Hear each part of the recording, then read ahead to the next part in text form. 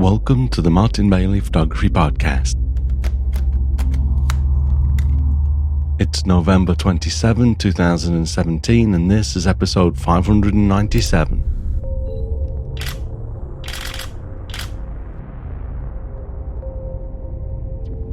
Back from Morocco, we continue our Travelogue series today to walk you through the trip, picking up the trail in Erfoud, a beautiful little town on the edge of the Sahara. We'd spent the morning in a local market photographing the people there, like the young man selling scarves that we saw at the end of part 2 of this series. We then went for lunch, after which 3 musicians came into the courtyard where we were to sing for us. We see one of them in this first photograph for today. Although there is an obvious tourist attraction element when these musicians play for us, I actually really enjoy it. Their songs and melodies are a great way to really feel the culture of a place. I shot some video on my iPhone that I'll include in a slideshow perhaps at some point, but for now listen to a short excerpt from their song to hopefully put you in the moment a little better.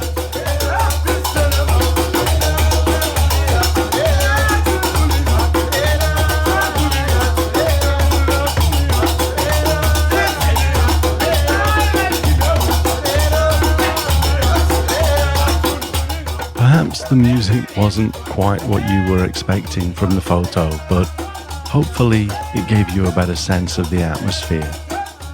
This is a typical rhythm too, with the craquebs, which are a type of metal castanet, making that distinctive sound like a galloping horse.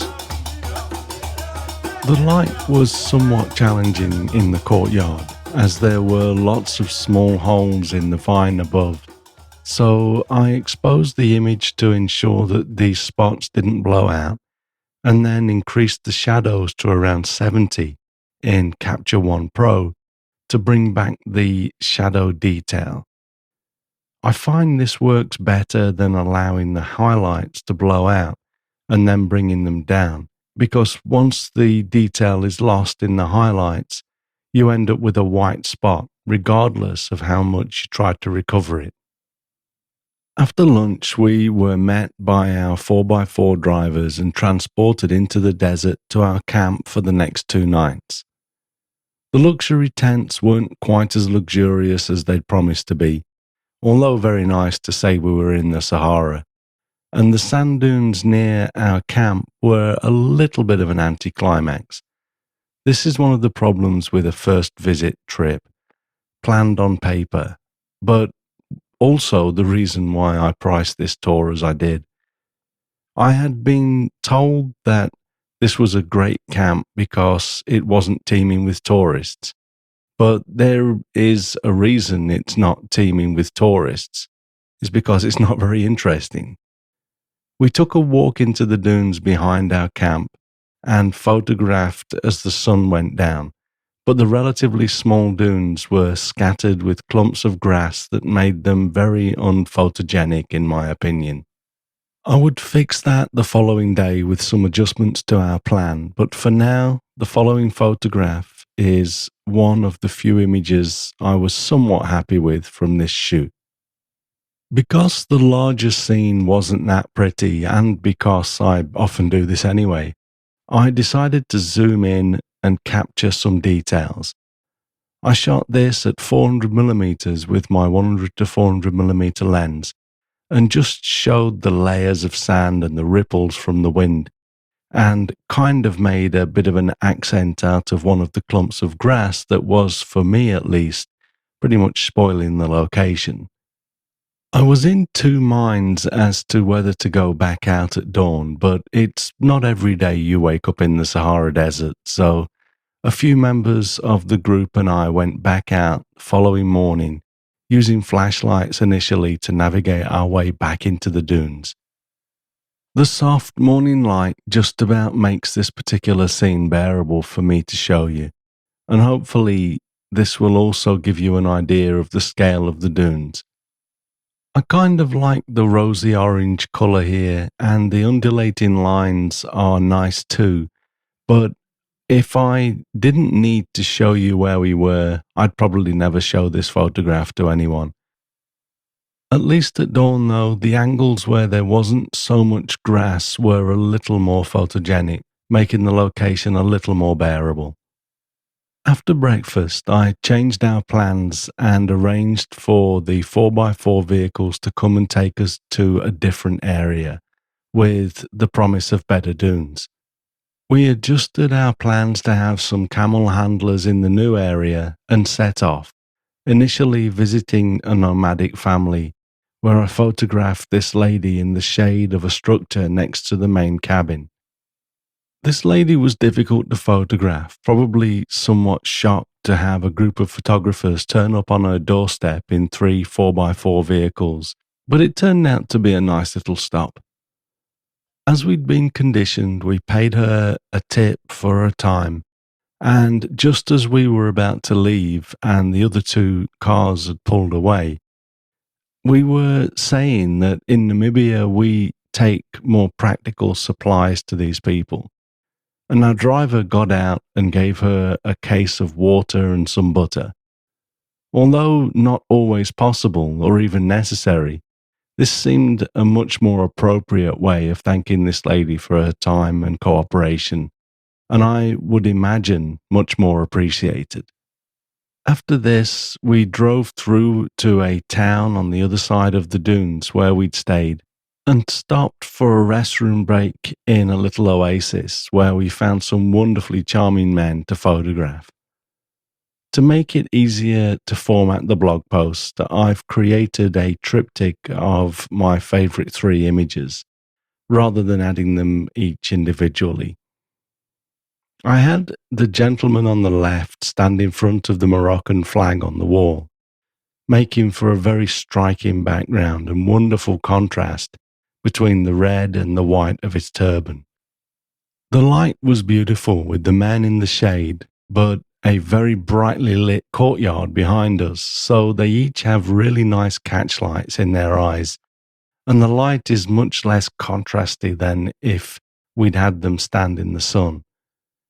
I opened up my aperture as far as it would go, which is f4 on my 24 to 105mm lens, and that gave me just about the depth of field that I was hoping for at this distance. Using my app, Photographer's Friend, in the new Pixel Peeper mode, I was able to calculate that I had probably around 1 centimeter or 0.35 inches of totally sharp depth of field. And on inspection at 100% on the computer screen, that looks pretty accurate. Although you'll think that the depth of field is a little deeper when viewing the web-sized images. With the Pixel Peeper mode turned off, Photographer's Friend reports around 2.5 centimeters or 1 inch of depth of field, which is probably closer to what you'll see here. So I'm pretty pleased with the calculations and having the option to quickly switch now. For more details on the Pixel Peeper mode that I just released last week, see the Photographer's Friend page at mbp.ac/app. After a long, relaxed lunch to burn off the midday sun, we headed back out in the 4x4 vehicles and photographed the oasis before meeting with our two camel handlers and actually riding the camels into the desert to photograph them. As you can see on this side, the dunes were much more, dune-like, and having the camels and their handlers to pose for us made this a great opportunity. The dunes weren't perfect, especially in the wider views, but I thought this scene was worth spending a few minutes to clean up some of the clumps of grass from the original image, just to polish it a little. I used my 24 to 105mm and 100 to 400mm for this shoot, and for this I was working with a focal length of 200mm to isolate the subjects and compress the elements of the scene a little for a more dramatic look.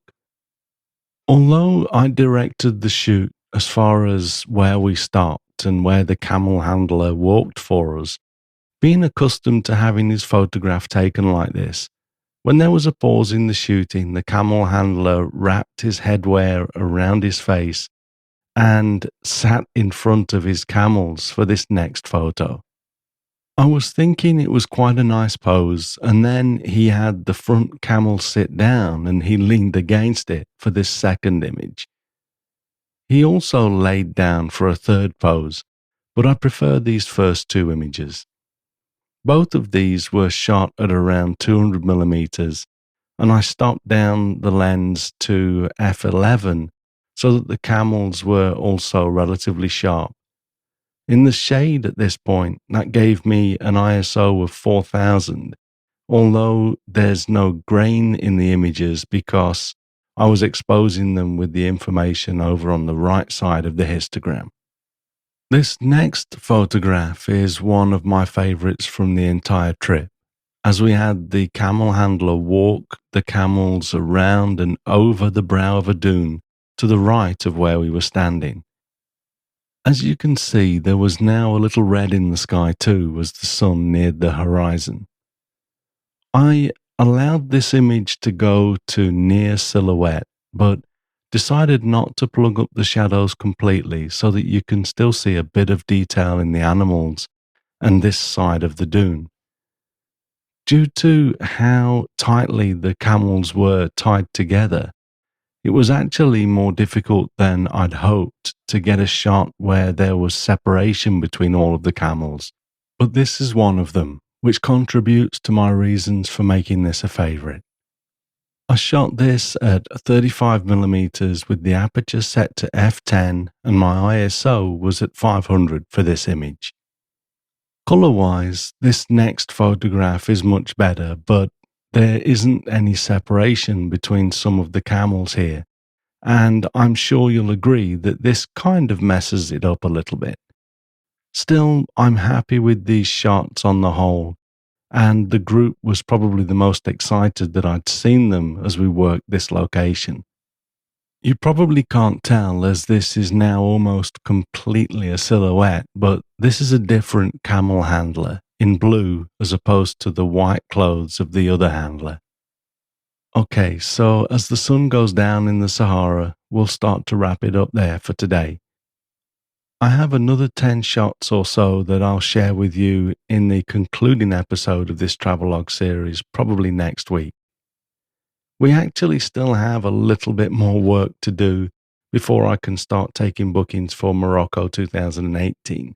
So if you're considering joining us and would like first dibs, please subscribe to our tours and workshops newsletter and be among the first to know when the tour becomes available for booking.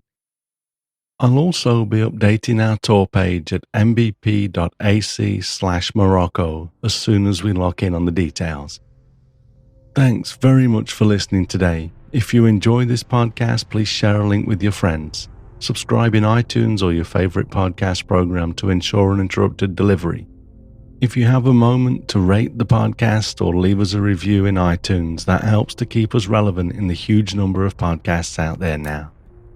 You can find me on Google+, Twitter, Instagram and Facebook, etc. and links to everything that I'm up to are at martinbaileyphotography.com, so do drop by and take a look. I'll be back next week with another episode, but in the meantime, you take care and have a great week, whatever you're doing. Bye-bye.